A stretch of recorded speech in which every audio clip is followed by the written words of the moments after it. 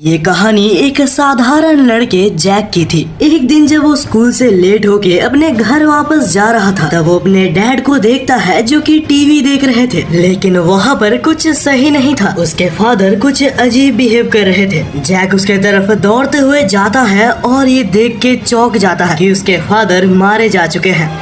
Jack को इस वक्त कुछ भी समझ नहीं आता और वो अपने मॉम को बुलाने लगता है, लेकिन ऊपर से उसके मॉम की भी कोई आवाज नहीं आती। अब अगले ही पल वो देखता है कि उसकी मॉम भी मारी जा चुकी है। तब जैक वहाँ एक आदमी को देखता है जिसने उसके मॉम को मारा था। जैक उस वक्त उसके ऊपर अटैक करने के लिए आगे बढ़ता है, लेकिन वो पर्सन एक मैजिक स्पेल के मदद से जैक को दूर हटा देता है। वहीं पर अचानक से जैक के सामने एक और लड़का आता है जो जैक से कहता है कि मैं तुम्हारा कितने सालों से इंतजार कर रहा हूँ। वो लड़का अपने मैजिकल पावर्स को एक्टिवेट करके जैक को अपने कंट्रोल में लाने की कोशिश करता है, लेकिन इससे पहले कि उसका मैजिक कुछ इफेक्ट कर पाता, वहाँ एक स्वॉर्ड्समैन आके उसे दूर हटाता है। वो दोनों ही अपने स्वॉर्ड्स को निकाल के वहाँ एक इंटेंस फाइट चालू कर देते हैं। इसका फायदा उठाकर वो मेज जैक के ऊपर अटैक करने वाला था, लेकिन उसी टाइम वहाँ पर एक और मेज आके जैक को प्रोटेक्ट करता है। यहाँ तक जैक को ये क्लियर हो गया था कि इनमें से दो जन उसको अटैक कर रहे हैं और दो जन उसे प्रोटेक्ट कर रहे हैं। उसी वक्त हम देखते हैं कि जो दो पर्सन्स जैक को बचाने की कोशिश कर रहे थे वो एक स्पेस टाइम मैजिक यूज करते हैं। अब इसके कुछ देर बाद अचानक से जैक अपने आंखें खोलता है। वो एक पूरी तरीके से दूसरी जगह में था और उसे कुछ नहीं पता था कि वो कहाँ पे है। इससे पहले कि जैक कुछ भी समझ पाता, वहाँ पर वही मेज आता है जिसने कि उसे बचाया था। जैक उसके तरफ दौड़ते हुए जाता है और उसे पूछता है कि आखिर क्या हुआ और आखिर मेरे पेरेंट्स कहाँ पे है। तब वो मेज कहता है कि मेरा नाम शेल है और ये मेरा दोस्त जिसका नाम एल्सन है। हम दोनों ने तुम्हारे पेरेंट्स को बचाने की बहुत कोशिश की, लेकिन इस वक्त बहुत ही देर हो चुकी है और हम बस तुम्हें ही प्रोटेक्ट कर सकते हैं। और वो कहता है कि यहाँ पे बस मैं ही हूँ जो तुम्हारे लैंग्वेज को समझ सकता है। जैक अभी तक बहुत ही ज्यादा कंफ्यूज था, उसे समझ नहीं आता कि आखिर क्या चल रहा है। तब शेल कहता है कि इस वक्त तुम एक पूरी तरीके से दूसरी दुनिया में हो।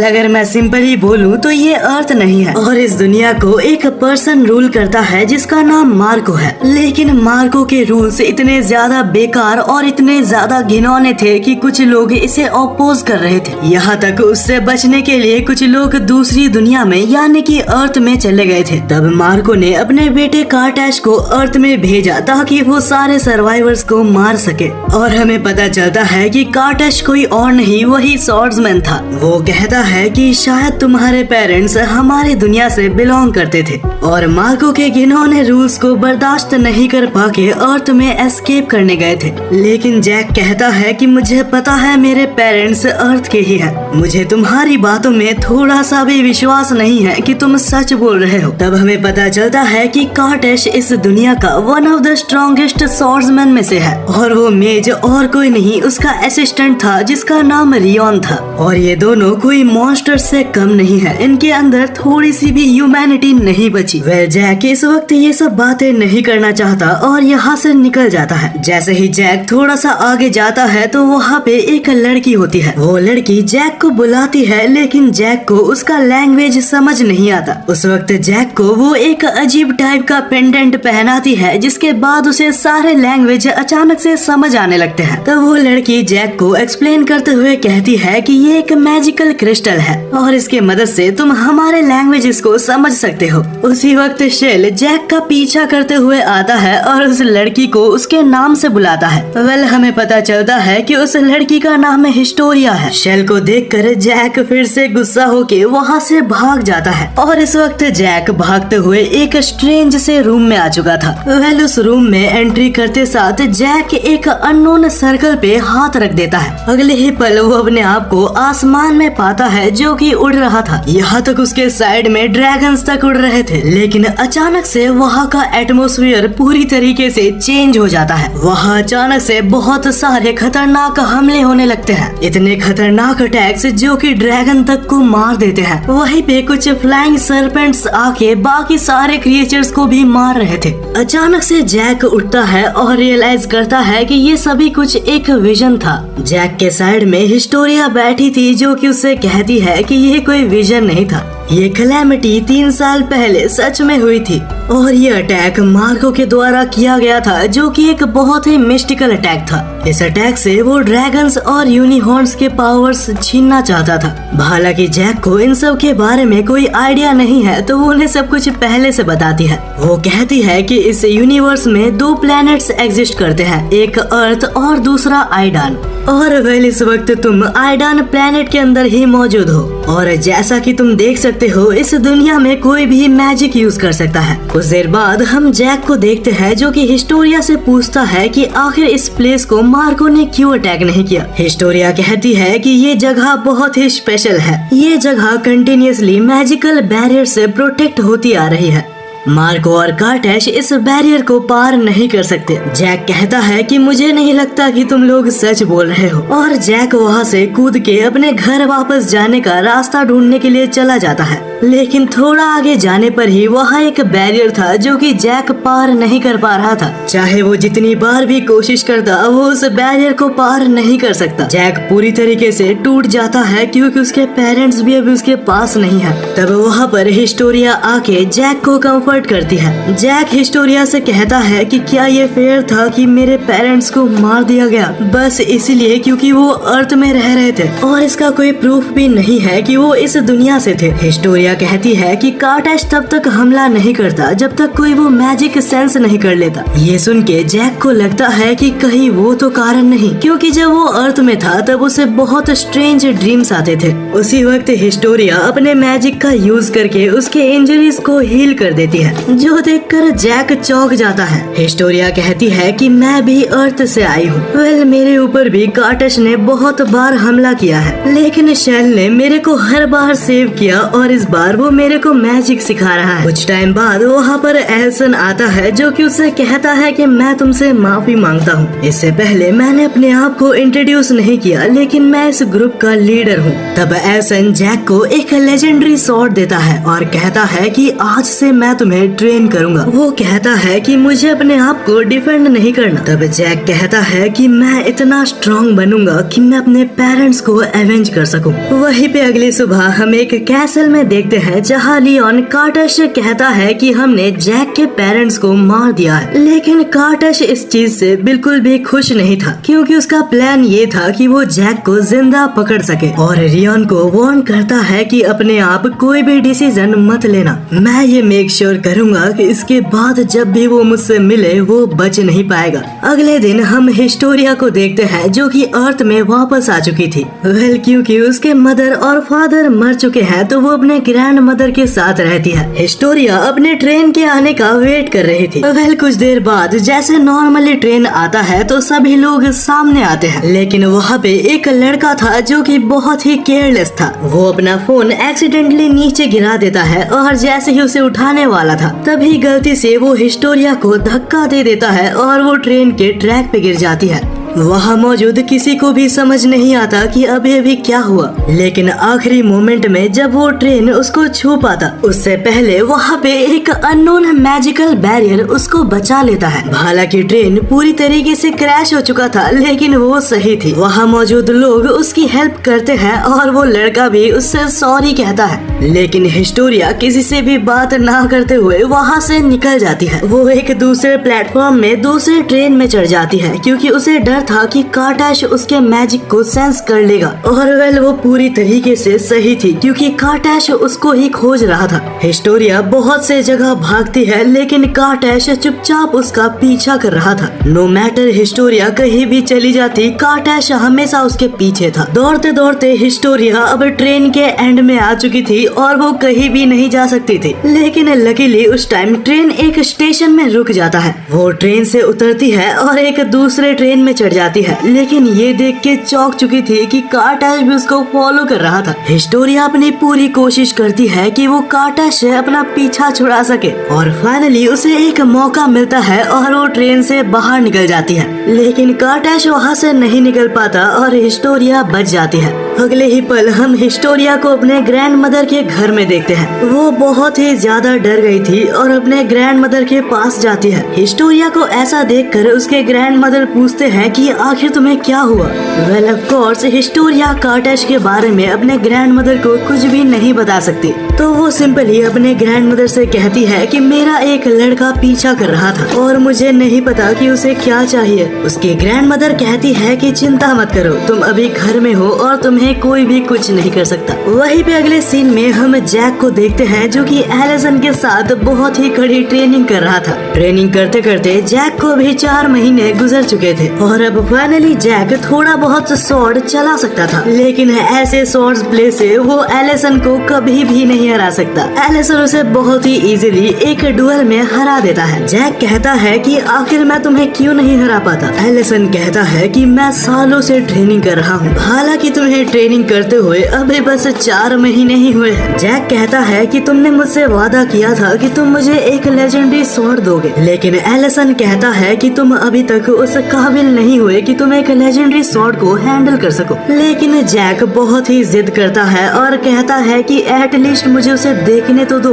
वेल एलिसन मान जाता है और एक बटन प्रेस करता है जहाँ सारे स्वॉर्ड्स अपीयर हो जाते हैं। तब एलिसन कहता है कि इनमें से एक स्वॉर्ड बहुत ही स्पेशल है और मेरी फेवरेट है, लेकिन जैक का ध्यान बस एक ही स्वॉर्ड की तरफ जा रहा था और कुछ नहीं, वो एक लेजेंडरी स्वॉर्ड था। जैक उस स्वॉर्ड के पास जाता है और देखता है कि ये स्वॉर्ड तो बहुत ही ऑसम है। एलिसन कहता है कि ये स्वॉर्ड एक ड्रैगन स्वॉर्ड है, क्योंकि इस स्वॉर्ड को एक ड्रैगन फायर में बनाया गया था। बहुत ही पुराने टाइम में इसे एक लेजेंडरी स्वॉर्ड्समैन विल्ड करता था और ऐसा कहा जाता है कि इस स्वॉर्ड को बस वही यूज कर पाएगा जो कि कार्टेश से लड़ने वाला है। जो भी इस स्वॉर्ड का यूज करेगा कार्टेश उसका सबसे बड़ा दुश्मन हो जाएगा। ये सब सुन के जैक उस स्वॉर्ड को पकड़ने वाला था, लेकिन एलिसन चिल्लाता है। वो कहता है कि इस स्वॉर्ड को गलती से भी मत छूना वरना तुम जल जाओगे। जैक हंसता है और कहता है कि तुम मजाक कर रहे हो, है ना। एलिसन कहता है कि मैं कोई मजाक नहीं करता।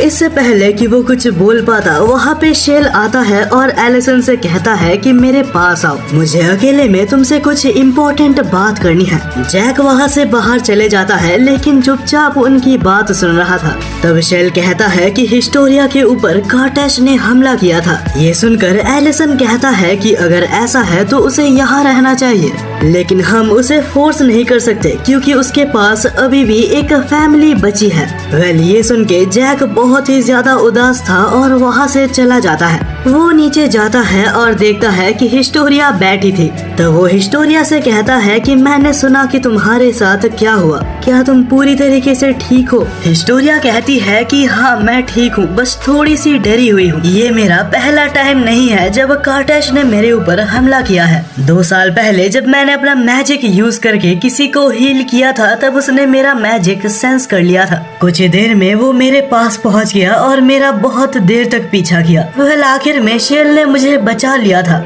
वहीं पे प्रेजेंट में हिस्टोरिया बहुत ही ज्यादा क्लूलेस थी। उसे समझ नहीं आता कि आखिर उसे अर्थ जाना चाहिए या यहाँ पे परमानेंट रह जाना चाहिए, क्योंकि अर्थ में अभी भी उसके ग्रैंड मदर रहती है।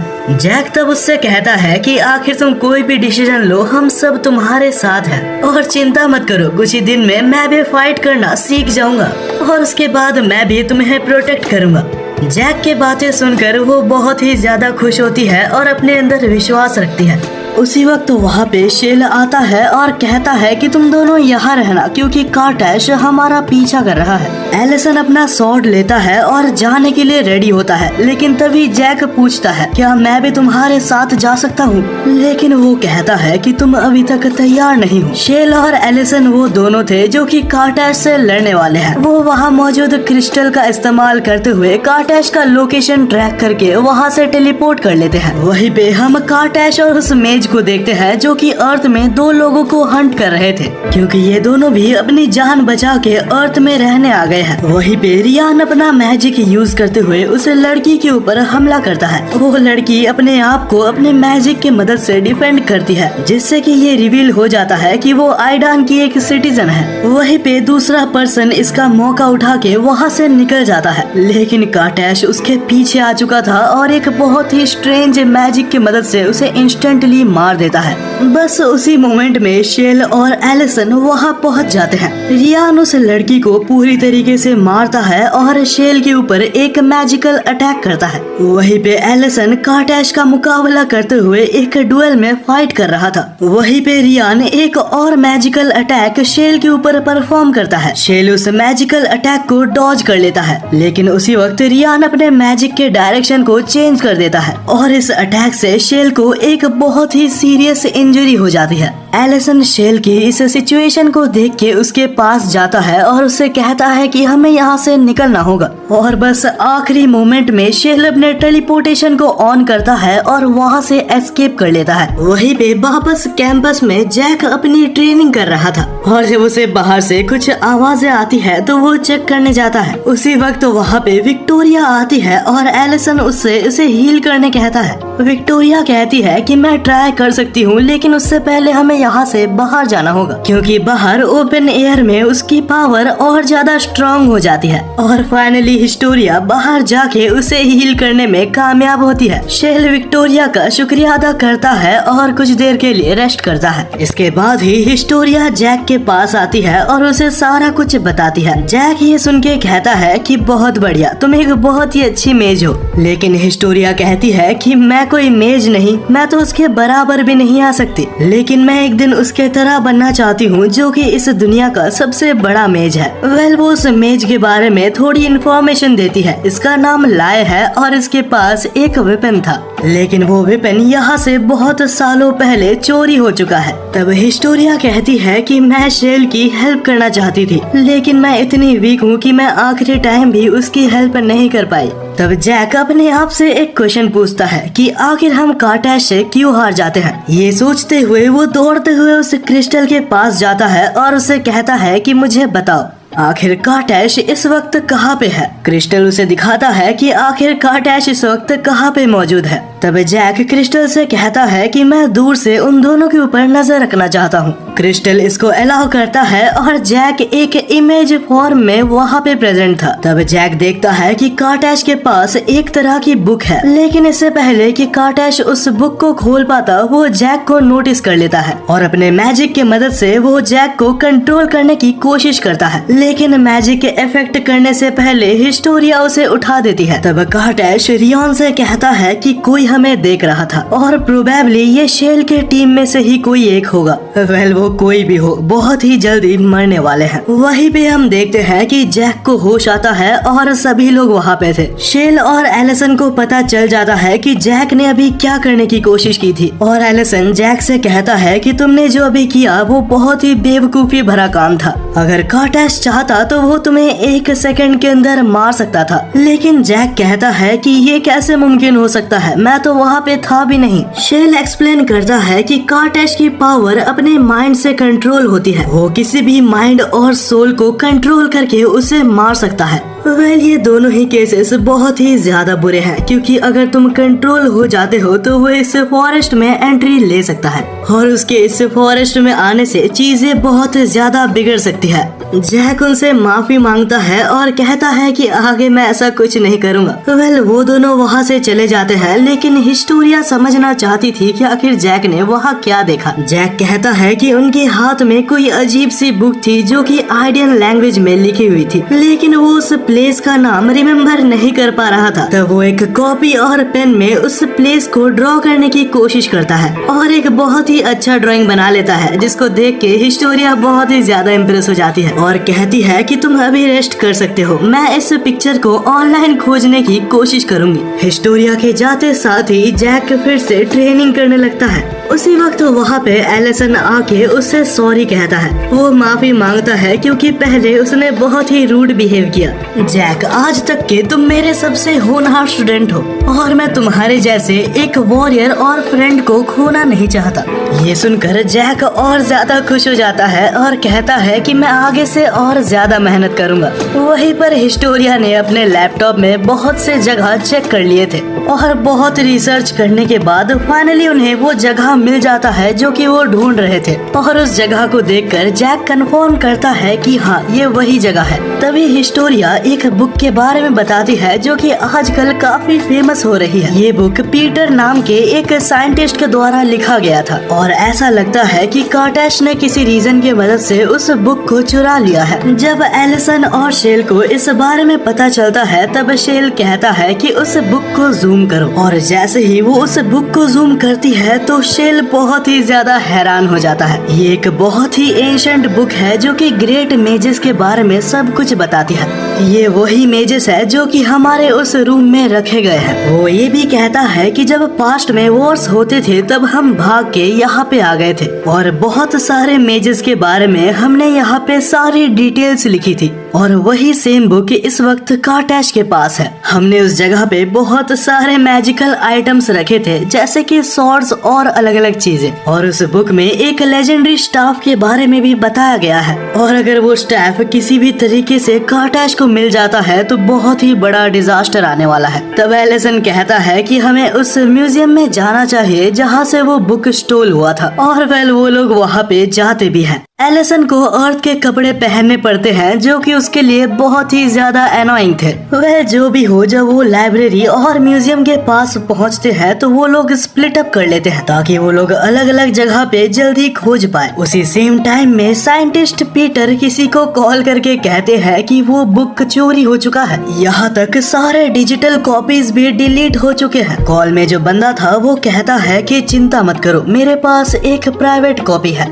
और वो प्राइवेट कॉपी एक छोटे से पेन ड्राइव में था। लेकिन उसी वक्त वहाँ पे कार्टैश आता है और पीटर को मार डालता है। क्या बंदा है भाई, इसके रास्ते में कोई भी आता है तो वो उसे मार देता है। कोर्स उसे मारने के बाद वो चेक करता है लेकिन उसे कोई कॉपी नहीं मिलती और जो कैट टाइप का आइटम मिलता है उसे ऐसा बिल्कुल भी नहीं लगता कि वो एक पेन ड्राइव हो सकता है। वहीं पे दूसरी तरफ हमारे 4 जन ने पूरी तरीके से सिटी को छान मार लिया था और उन्हें इतना पता चल गया था कि सारी डिजिटल कॉपीज डिलीट हो चुकी हैं। तब उनके पास बस एक ही रास्ता था, वो पीटर के घर को ऑनलाइन सर्च करते हैं और वहाँ पहुँच जाते हैं। लेकिन जब वो अंदर जाते हैं तो वहाँ पे कोई भी नहीं होता। शेल वहाँ मौजूद कंप्यूटर को चेक करता है और जैक बाकी सारे प्लेसेस को चेक करता है और तब फाइनली जैक को वही पेन ड्राइव मिल जाता है जिसमें कि वो बुक स्टोर थी। वो लोग जल्दी से उस पेन ड्राइव को कनेक्ट करते हैं और देखते हैं कि उसमें एक कॉपी मौजूद है और बिना टाइम वेस्ट करते हुए उस पेन ड्राइव को लेके वो लोग वहाँ से निकल जाते हैं। अगले सीन में वो लोग वापस फॉरेस्ट में आ जाते हैं और उस बुक का एक कॉपी निकाल लेते हैं। फिर एक साथ बैठ के उस कॉपी को डिकोड करने की कोशिश करते हैं क्योंकि वो book ancient people of Aida के द्वारा लिखी गई है। वहीं पे जैक एलिसन के साथ अपने सॉर्ड ट्रेनिंग करने चला जाता है। उसी टाइम हिस्टोरिया एक और बुक पढ़ती है जिसमें उसे मेजेस के बारे में सीक्रेट्स पता लगते हैं। वो एक ग्रेट मेज लाए के बारे में पढ़ती है। उसे पता लगता है कि ग्रेट मेज लाए को अपनी पावर अपने स्टाफ से मिलती थी और ज्यादा पढ़ने पे उसे पता चलता है कि बहुत पहले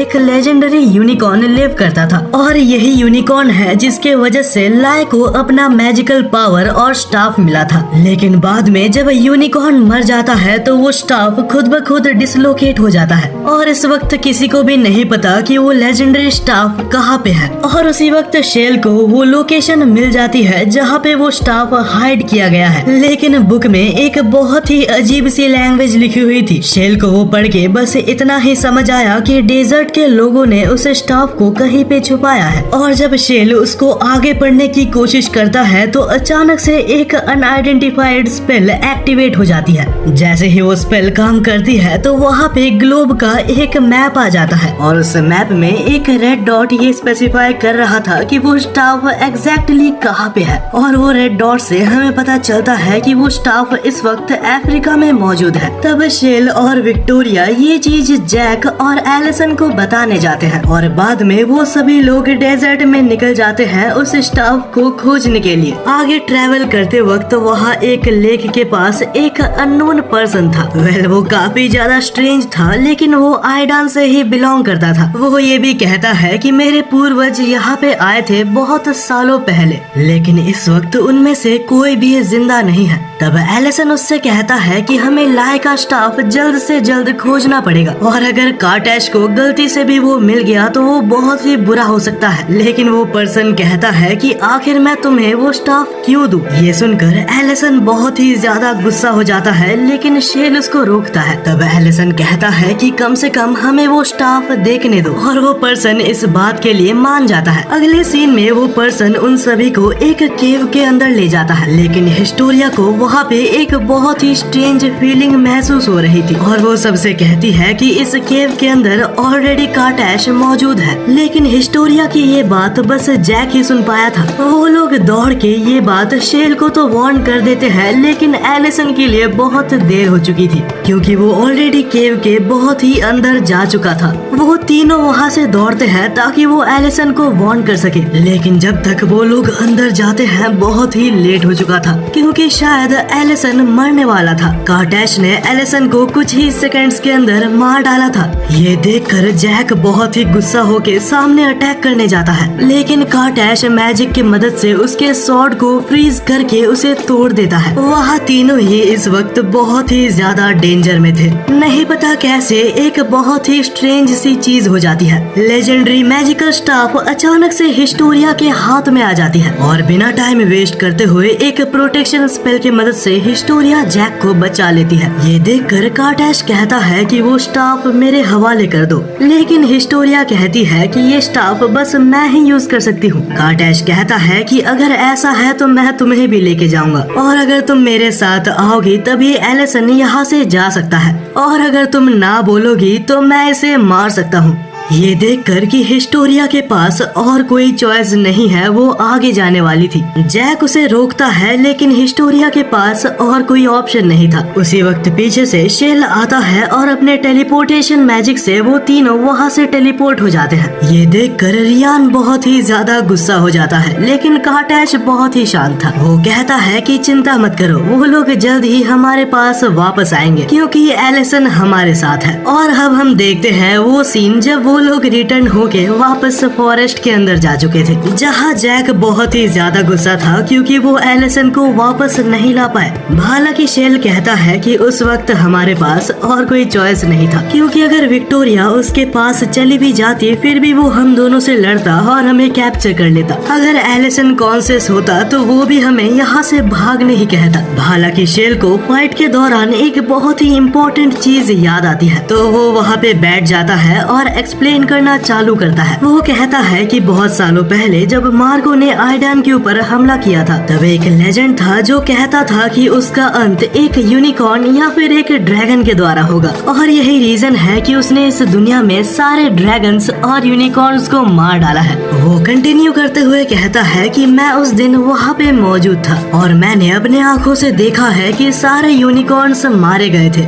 लेकिन वहाँ पे फिर भी एक बेबी यूनिकॉर्न बचा हुआ था जो कि अभी अभी जन्मा था। तब शेल उस यूनिकॉर्न को लेता है और एक सेफ टावर में रख देता है और जहाँ तक एलिसन की बात आती है तो उसे भी सेम तरीके से एक आखिरी ड्रैगन मिला था। तब सारे मेजेस एक जगह आते हैं और उस यूनिकॉर्न और ड्रैगन को एक सेफ एरिया में टेलीपोर्ट कर देते हैं। उन्हें एक ऐसे जगह पे छुपाया गया था जहाँ मार्को और कार्टैश कभी नहीं पहुँच सकते और वो जगह जहाँ आइडान की आखिरी होप को छुपाया गया था वो कोई और जगह नहीं अर्थ थी। वह जब से उन्हें छुपाया गया है उन्हें अभी तक किसी ने भी नहीं देखा, लेकिन इतना पक्का है कि वो अभी तक जिंदा है। यहाँ तक कार्टैश भी उन आखिरी ड्रैगन और यूनिकॉर्न को खोज रहा है। हमने भी बहुत कोशिश की है कि हम उस ड्रैगन और यूनिकॉर्न को खोज पाए, वेल क्योंकि ये स्टाफ एक यूनिकॉर्न के द्वारा बनाया गया था तो ये बहुत ही इम्पोर्टेंट है कि कार्टैश के हाथ में ये स्टाफ ना लगे, क्योंकि ऐसा हो सकता है कि इस स्टाफ की मदद से वो आखिरी यूनिकॉर्न को खोज पाए। अगर गलती से भी ये स्टाफ उसके पास चला गया तो मार्को को हराना इम्पॉसिबल हो जाएगा। जब जैक इन सब के बारे में सुनता है तो वो बहुत ही टेंशन में चला जाता है, लेकिन शेल उससे कहता है कि ये इन्फॉर्मेशन तुम्हारे लिए जरूरी है। वेल क्योंकि अभी काम हो चुका है तो तुम लोग अभी रेस्ट करने जा सकते हो।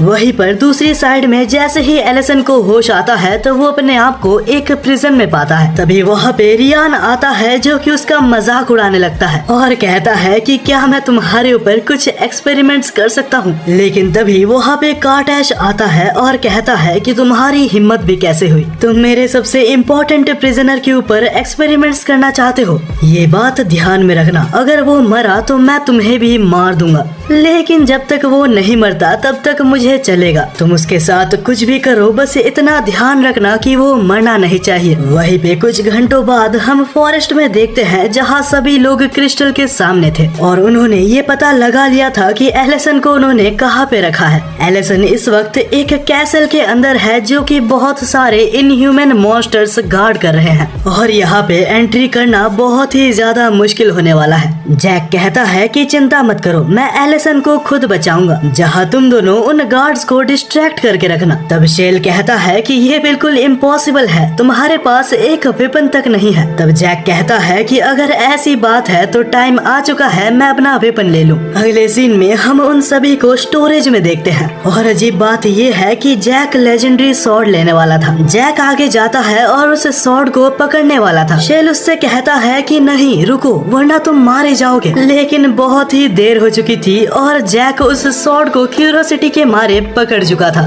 हालांकि सब लोग ये देख के हैरान थे कि जैक को कुछ भी नहीं होता। जैक सिर्फ उस सॉर्ड को पकड़ ही नहीं सकता था, मानो वो सॉर्ड बिल्कुल ऐसे कह रही थी कि उसने जैक को अपना लाइक और सब्सक्राइब जरूर कीजिए।